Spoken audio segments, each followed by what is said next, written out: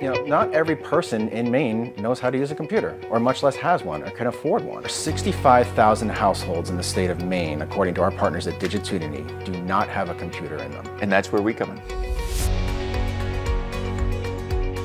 So here at Give IT, Get IT, the name really says it all. We rely on businesses to give IT to us so people in need can get IT from us.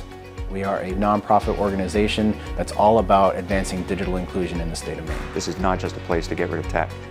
This is also a place where we can empower our community. The magic of what we do is really giving a second life to these devices. But what's also critically important is making sure that none of the hazardous materials that are in these electronic devices ends up in a landfill. Electronics represent 95% of the hazardous materials in our landfills internationally, even here in the United States. So finding a way to divert materials from that to some kind of beneficial reuse, and find a way to take care of a single parent with a couple kids who's trying to get a night nursing degree and just is not comfortable going to a large retail store and dropping $700 on a laptop. Folks on the edge don't have that kind of disposable income. They can't take that kind of risk, and it's usually why they haven't taken the risk.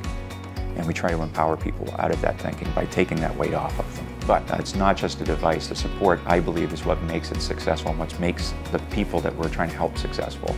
And Machias Savings Bank, we're one of the very, very first to come forward and say, we want to sponsor people in digital inclusion and equity, and we want to help you do it. So not only do they provide us with some of the raw material we need to build this equipment, they actually help people through that final mile cost, that last little bit that folks with the best goals sometimes just can't afford. And this is a perfect example of there's talent everywhere in our rural communities, and they don't have access to the technology they need. And how do we bring that to them? And by partnering with Give IT, Get IT, we're making that happen and making an improvement in their life.